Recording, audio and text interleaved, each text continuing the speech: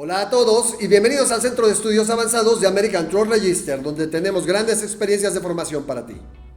Esta es una presentación de ATR Capacita, que tiene como objetivo el complementar tu formación en las diferentes normas ISO. En estas cápsulas, expertos en cada norma estarán orientándonos acerca de cómo implementar y aplicar las diferentes herramientas en nuestros sistemas de gestión. Sin más por el momento, vamos con el tema de hoy, que es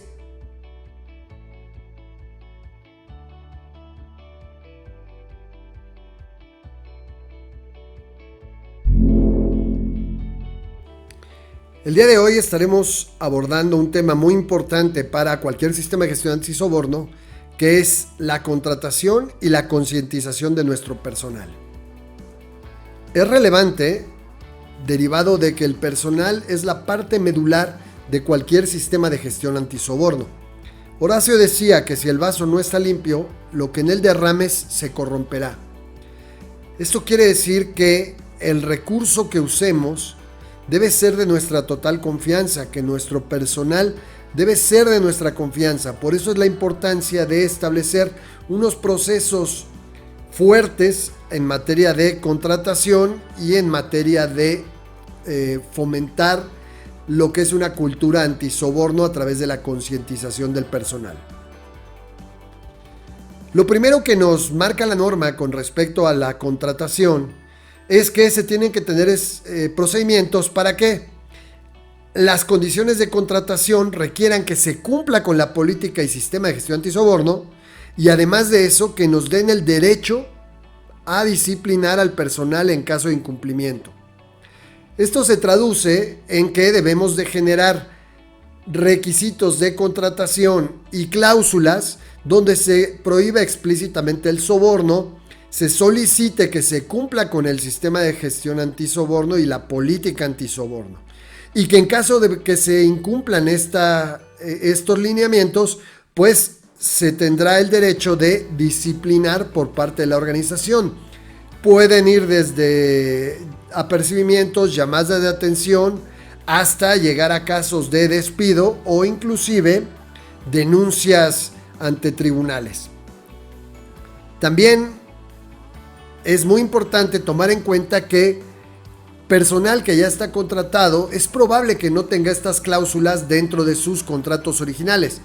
Cuando sea posible, lo más lógico sería hacer un adendo a estos contratos.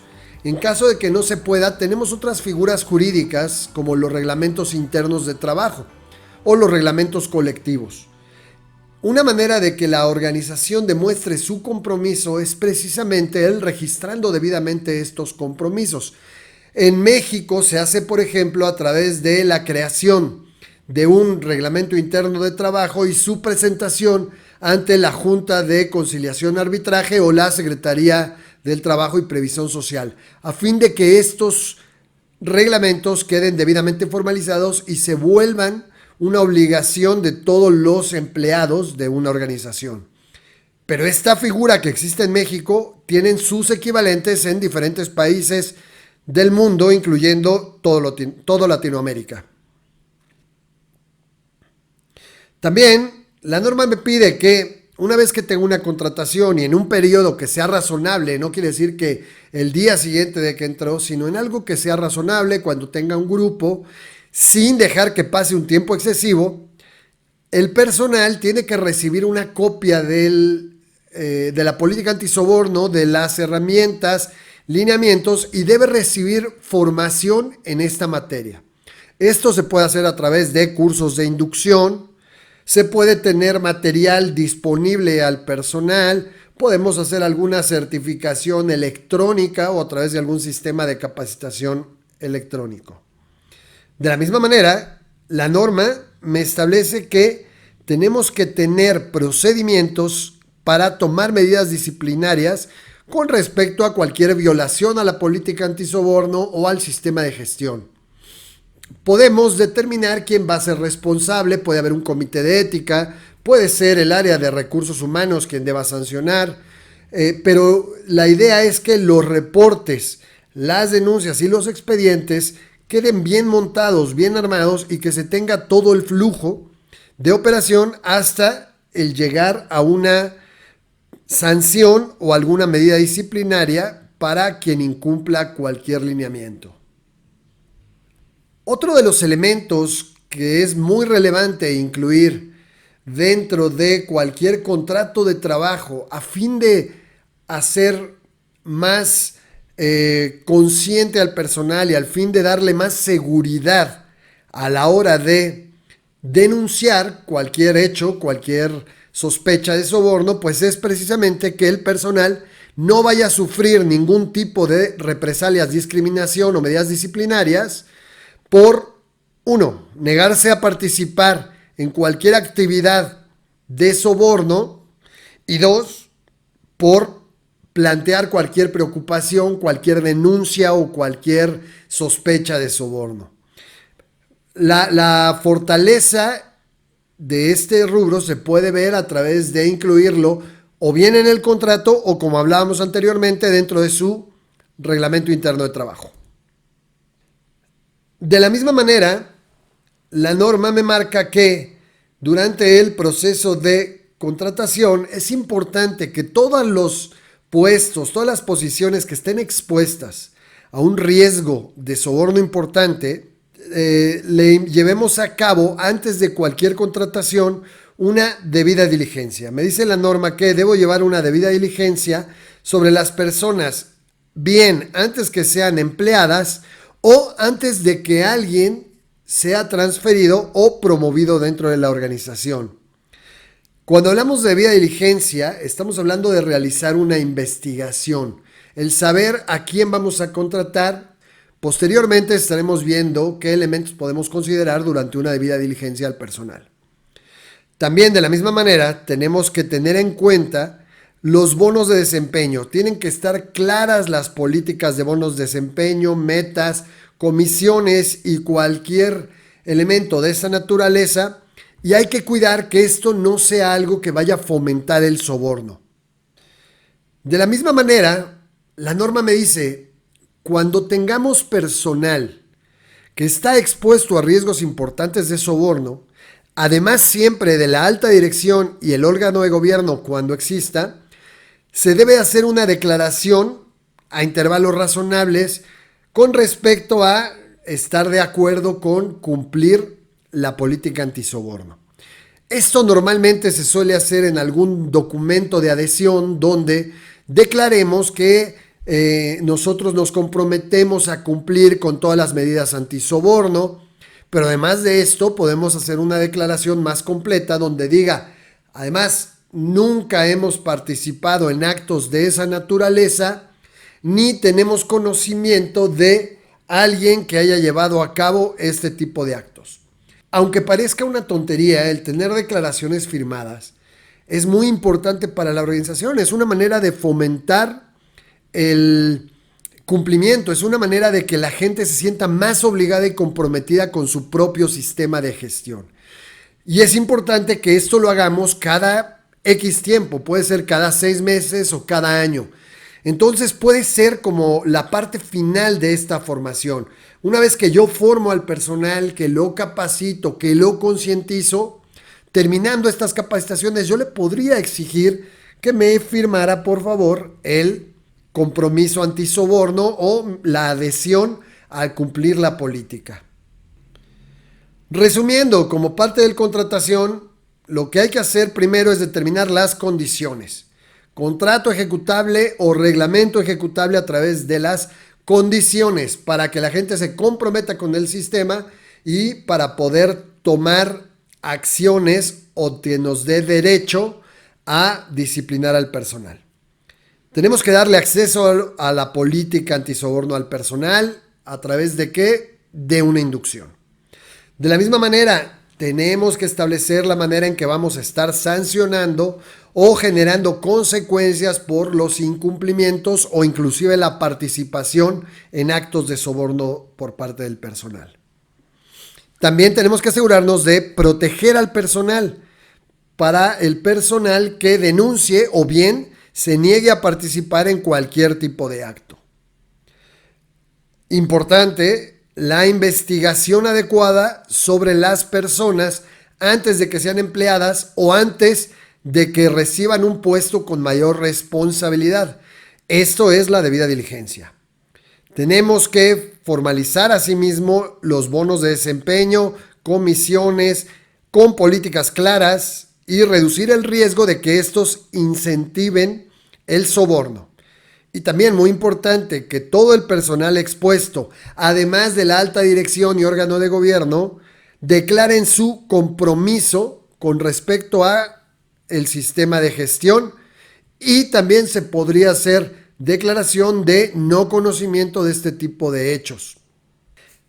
Para México hay normativa, igual que para el resto del mundo, que se debe de cuidar con respecto a la parte de contratación. Por ejemplo, para servidores públicos se tiene la Ley Federal de Trabajadores al Servicio del Estado, de ahí tenemos la Ley del Servicio Profesional de Carrera.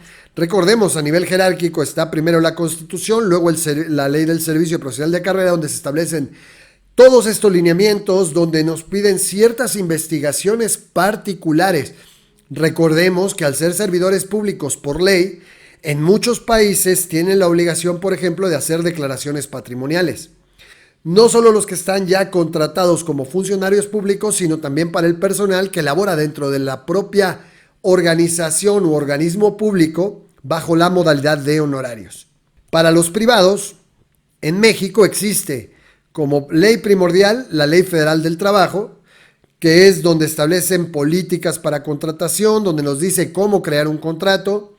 Nos establece que se pueden hacer controles de probidad y confianza, o sea, controles de a quién estoy contratando, me da el derecho totalmente a la Ley Federal del Trabajo.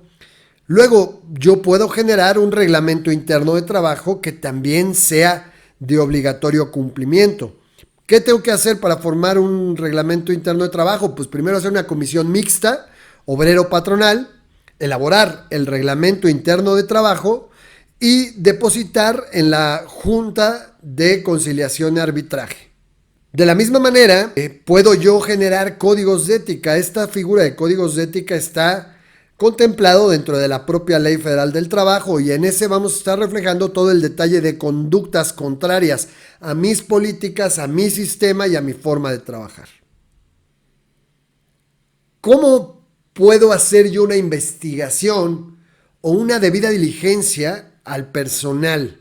Durante una contratación, durante las entrevistas iniciales, yo podría discutir la política antisoborno de la organización, ver la manera en la que los candidatos reaccionan, hacerles preguntas acerca de qué ellos piensan acerca de la ética, de ética en los negocios, de la corrupción, del soborno. También algo muy importante es que cuando vayamos a contratar a alguien, el área de recursos humanos tenga muy clara cuáles van a ser los requisitos de personal, ver que sean precisos. ¿Para qué? Pues para asegurarnos de que estamos contratando personal competente, que no tenemos sospecha de que sea un favor hacia una persona, que no tengamos sospecha de que alguien haya sobornado para poder entrar a nuestra organización. Es muy importante que sí tengamos claros cuáles son los requisitos de la persona a contratar para que podamos evaluarlos contra la persona contratada. Este tipo de debidas diligencias lo suelen hacer tradicionalmente las áreas de recursos humanos o contratación dentro de las empresas. También podemos obtener referencias. ¿De quiénes? Pues sobre todo de empleadores anteriores. Podemos preguntar acerca de cómo ha sido su comportamiento, si no han tenido ningún problema en materia ética. Podemos investigar a través de búsquedas en Google y poder hacer cualquier investigación acerca de cualquier caso que tenga abierta la persona, ver si se ha visto envuelta en algún escándalo de corrupción, etc. También, algo muy importante es verificar que no se está ofreciendo empleo a cambio de haber favorecido a la organización, que no haya sido el director de compras de uno de mis clientes y me haya dado contratos con la finalidad de que después yo le diera un trabajo en mi organización. Muy importante también el saber qué relaciones puede tener esta persona con funcionarios públicos, a fin de que no se contrate, por ejemplo, a un director de ventas porque es el primo hermano de la gente encargada de compras de una dependencia pública. Hablábamos hace rato que las políticas para bonos y comisiones deben de ser muy claras. La finalidad es que tengamos claro que cualquier acuerdo de compensación, comisiones o bonificaciones pueden serlo, inclusive sin querer, un aliciente para participar en el soborno. El mismo resultado podríamos tener si se pone demasiada presión en un gerente para realizar una venta, para realizar un negocio, para realizar un proyecto. Entonces es muy importante que prestemos mucha atención en estos elementos, que las políticas sean claras, que las políticas sean iguales en todas las ventas, que las políticas sean iguales en todas las operaciones. En la medida de lo posible, e inclusive muchas organizaciones están obligadas a identificar y evaluar cualquier conflicto de interés que se detecte. Es importante que el personal informe cuando vea cualquier conflicto de interés, ya sea real o potencial. Por ejemplo, si un gerente de ventas está relacionado con un gerente de compras de un cliente, si tiene alguna relación familiar, si es un amigo directo, el tratar de que estas personas no participen directamente en estas negociaciones. Si tengo yo a alguien dentro de mi gerencia de producción que puede ser socio de una empresa competidora mía. Es importante que tengamos claro que un conflicto de interés no necesariamente quiere decir que hay un soborno o que hay una conducta indebida. Sin embargo, es muy importante que se identifiquen y es muy importante que preferentemente llevemos un registro de estos conflictos de interés. No olvidemos que en cualquier juicio, si nosotros tenemos claro y hemos obrado de manera transparente, puede ser un atenuante para cualquier sospecha de soborno o cualquier denuncia que reciba la autoridad. ¿Qué pasa cuando yo tengo subcontratado un proceso de outsourcing o cuando un socio de negocios me está prestando a su personal o llevo yo a cabo actividades con personal de mis socios comerciales en una obra, por ejemplo? Bueno, pues yo tengo que ver si ese personal tiene cualquier tipo de riesgo de soborno, pues en ese momento yo tendré que tratar al personal como si fuera un personal propio. Y en ese momento deberé darle la capacitación, la concientización y las herramientas del sistema de gestión antisoborno. Un rubro muy importante es cómo vamos a dar la formación al personal a fin de que la gente tome conciencia de la importancia de mi sistema de gestión antisoborno. La norma me dice que tengo que dar capacitación o formación y facilitar la toma de conciencia de manera periódica. Primero que nada, tiene que ser cada X tiempo. Yo deberé determinar los periodos apropiados, dependiendo de qué tan grave es el riesgo para cada tipo de personal, de qué actividades desarrollan, del tamaño de la organización y de diferentes rubros. Y me dice que como mínimo debo de capacitar al personal en varios elementos. Primero, debo de capacitarlo con respecto a la política contra el soborno de la organización. Y ojo, conocer la política no es entenderla.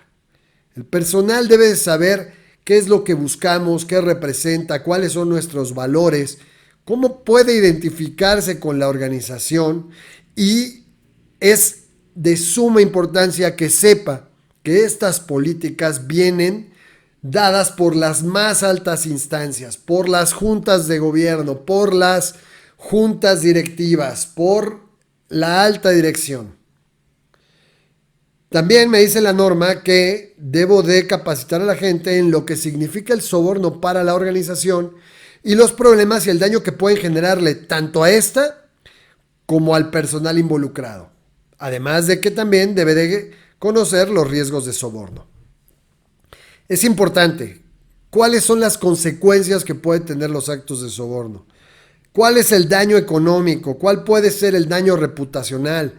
Oye, ¿cuáles son las consecuencias legales o penales que puedo tener yo mismo ¿Puedo ir a la cárcel? ¿Cuántos años? ¿Dónde viene? ¿Está tipificado en ley? ¿No está tipificado? El personal debe de conocer cuáles son los riesgos de soborno a los que me enfrento. También debemos de darle una formación y concientización con respecto a cuáles son las circunstancias en las que el soborno puede ocurrir. El personal debe de saber detectar los riesgos de soborno y las circunstancias. Dentro de la misma capacitación, yo puedo explicar estos elementos a mis propios empleados. Por ejemplo, si yo hablo de un área de ventas, yo puedo decirles cómo identificar cuando un funcionario les está pidiendo un soborno. Por ejemplo, cuando alguien dice, oye, pues voy a poner ciertas condiciones para que solo tú las cumplas y luego nos ponemos a mano. Ahí ya vamos sabiendo que hay ciertas circunstancias que nos están insinuando ciertos elementos. Pero además debemos de saber cómo responder a las solicitudes o ofertas de soborno. Debemos de saber qué hacer cuando hay una solicitud o oferta de soborno. No tenemos que ser groseros, simplemente debemos de asegurarnos que la persona que está ofreciendo o solicitando un soborno entienda que estamos trabajando bajo preceptos de ética en los negocios y un sistema de gestión antisoborno y que esas conductas no son apropiadas. El personal, de la misma manera, debe saber cómo puede ayudar a prevenir y evitar el soborno y cuáles son los riesgos de soborno y sus indicadores. Debemos de comprender cuál es la importancia de todos en un sistema de gestión antisoborno. ¿Qué acciones puedo tomar para prevenir el soborno? ¿Cómo puedo ayudar cuando detecto un nuevo riesgo? ¿Cómo reconocer estos riesgos? ¿Y qué ideas se me ocurren para responder ante estos riesgos? Es muy importante que el personal sepa que también tiene una contribución importante a la eficacia del sistema de gestión antisoborno. Y además tiene que saber que debe de estar haciendo sus reportes de sospecha de soborno y que además nos puede dar sugerencias de cómo mejorar un sistema. Todos los miembros de la organización son muy importantes para que un sistema funcione. Por lo tanto, todos deben de saber cómo reportar sospechas de soborno, cómo reportar posibles oportunidades de mejora, cómo reportar debilidades en nuestro sistema. También deben de saber cuáles son las implicaciones y potenciales consecuencias del incumplimiento de los requisitos del sistema de gestión antisoborno. No olvidemos que no solo el soborno afecta al personal, también el dejar de cumplir controles establecidos puede tener consecuencias. En muchas ocasiones creemos o estamos buscando únicamente soborno y no es la finalidad de un sistema de gestión. La finalidad de un sistema de gestión es tener controles y que estos se lleven a cabo. Entonces es importante que cuando alguien o bien no pueda o de plano incumplamos el seguir nuestros procedimientos o procesos o el seguir nuestros controles, pues lo estemos informando. También debemos recalcar siempre que cualquier incumplimiento a la política antisoborno, códigos de ética, cualquier control u otro requisito puede generar vulnerabilidades en mi sistema de gestión o aumentar mi riesgo de soborno. Otro rubro importante es cómo y a quién informar cualquier inquietud. Lo hemos venido tocando en otros puntos, que la gente debe ser consciente y debe de conocer perfectamente la herramienta que yo tenga establecida para denunciar no solo sospechas de soborno, sino también poder informar cualquier inquietud que el personal detecte. Por ejemplo, controles ineficaces, controles que no están siendo ejecutados, cualquier desviación a un procedimiento, cuando tenemos controles o actividades que no son viables. Por último, dentro de la materia que la norma me pide como formación, me dice que también debo formar a la gente y hacerlos conscientes con respecto a dónde va a estar esta misma formación, cuáles son los materiales, qué es lo que yo tengo. Y es indispensable que todo el personal tenga acceso constante y en el momento que quieran a mi material de formación y a toda la información que debe de conocer el personal. Hablábamos dentro del capítulo 5 de política antisoborno que las políticas pueden ser más largas, que las políticas pueden ser más completas y que inclusive pueden llegar a alimentarse de los elementos requeridos dentro del punto 7.3 de la norma. ¿Qué quiere decir esto? Que yo puedo explicar todo este tipo de elementos dentro de la política a fin de que quede ya como tal, como principal material de formación. Y además de eso, la norma es única en su tipo, ya que aquí nos pide más elementos como información documentada que cualquier otra norma. Nos dice que debemos de mantener información documentada de estos procedimientos, cuáles son los criterios, los programas, etcétera. ¿Cuál fue el contenido de la formación?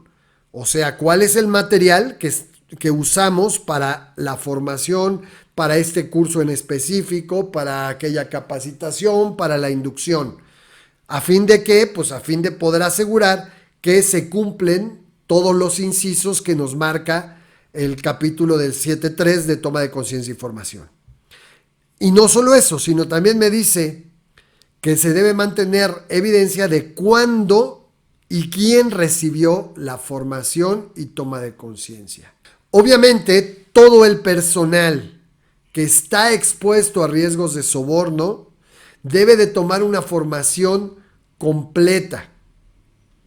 El personal que no esté expuesto a riesgos de soborno deberá también tener formación en materia del sistema de gestión antisoborno, aunque sea de menor magnitud, que conozca elementos muy clave y muy básicos como la política antisoborno o la manera en la que puede hacer denuncias o plantear inquietudes. ¿Qué tan formal debe ser la formación y qué tan grande o extensa? Pues va a depender de la misma organización, de cuántos riesgos de soborno, cuáles son los riesgos de soborno a los que enfrentan. Debe ser presencial, debe ser remota, debe ser un cursito online, debe ser nada más entregarle los papeles y que sea autodidacta la persona. Pues en realidad siempre va a ser recomendado que tanto para el órgano de gobierno y alta dirección y al personal que esté expuesto a más que riesgos altos de soborno, sea una capacitación presencial.